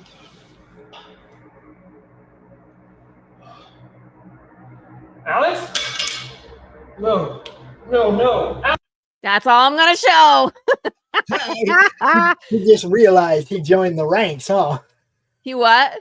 He realized he joined the ranks of the undeaded. Oh, he's been undead since the beginning. Like he dies in the first minute of the film. That's the guy that like flatlines and like he sits up. He's got like jelly beans stuck to his face. Yeah, I like that because we go from color when he's alive to black and white as soon as he's undead, and it kind of like tells their story as a family and some of the hardships they're going through because of his condition. But he starts losing time because he sundowns. And I remember with Lola when we play the game, she starts to go crazy at night. And so he does the same. He's losing time and he doesn't remember doing stuff. And so it escalates until we get to this point. So something has happened. You don't know what. You have to watch to find out. So anyway. Thanks for giving me some of your time, Laurie. What's that? Oh, absolutely. Thanks for giving me some of your time. That's awesome. Absolutely. It's 100% important to me. I will be contributing to the GoFundMe. Everybody watching, you should too. So that way, again, you're helping Pop set up the business side so he can turn around and bring us all up as well. You're all invited to come along and be a part of the Roku and part of this so that way we can succeed together. There is no losing out here. Any amount can help. That GoFundMe, you can donate $5. You can donate up to as much as your heart, tells you to donate. And Pops appreciates every amount. And if you are considering being an investor and you throw money there, just let me know you were doing it as an investor, and I'll make sure you get the contracts when they're written up. If you don't want to wait, you want to get in. I told you the order I'm doing this. I'm doing this right. So, if somebody throws some kind of significant sum at me, I'd rather they considered it as an investor than just giving me money. Yeah. That's what I'm saying. If you come at me with something significant, I'm going to want you to get something back for that. You know what Ellie will give you? Chicken nuggets. She might give you some chicken nuggets. All right, y'all. That's the show today. We got more indie creators on next week. Dude, we're booked out. I think I got 2 spots open in May, and then I have 2 spots open in June. So if you're interested in being on the Tuesday Morning Brew, I got people. Well, see, I opened up the calendar for the full year. Because I know Corissa has certain dates that she wants to come on and she schedules them early. So I opened up the whole year. So I have people booked in August and I have people booked in September. If you know when you're going to be launching later this year, you can get a spot on this show now to make sure that you have a spot for when you plan to go live in the future. So if you're interested, please let me know. I'll shoot you the Calendly link. We're filling up quick. So make sure you grab a spot. Because the only thing I'm not going to do is boot someone off for you. I love you, but everybody gets to book their own spot, and that's the spot they get unless they cancel, and I'll open up for cancellations. But so there you have it right there, guys. That right there is why I got to keep doing this. She's got guests all freaking year. The network must go on. We must continue. So, I appreciate everybody. Love you guys. All the well wishes I got while I was laid up. Everything. yeah, You guys all I'm glad rock. you're still with us, and we will make sure that you take care of yourself and you take time off for yourself as well. If you need something, there's plenty of us. Doc and I were talking and making sure the shows were set up what we knew. We'll make sure things are I set up. messed up so bad. I forgot. It's okay. It's okay. It happens. I mean, and he didn't say nothing either. If he would have put it in the madness, we would have got him set up. He's not in that. He's not in the Facebook group. Yeah, and Yeah. and I mean, Doc and I both should have. It shouldn't have got by us, and but we had it. We let him do a show last night. It was a great show. We had a good time. Me, him, and Doc were all out there together. So Good. Okay. check out Stephen B, guys. His work is pretty amazing. Oh, I think Dillard showed up too. Yeah, it was a pretty funny show. So Cool. didn't miss that. If you missed that last night, you might want to go check that out. Stephen B. Boldcat Draw Stream. And remember, be excellent to each other and kiss your babies. And we will see you all here at the Tuesday Morning Brew next week. Bye. One more thing. Condolences to Roland Mann. Oh, yes. Thank you. Bye, everybody. Peace. The future. The final frontier.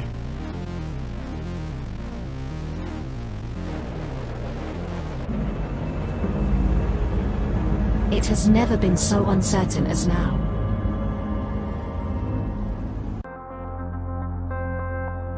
AI, VR, haptic wear, nanotechnology, mass destruction with a remote click.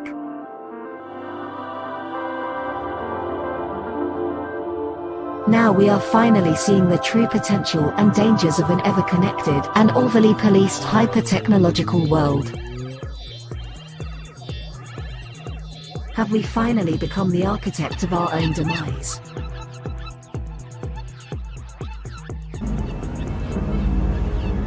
Is there still hope?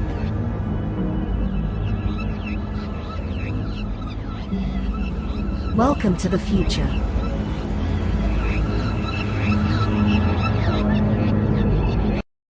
Welcome to Punk Droid.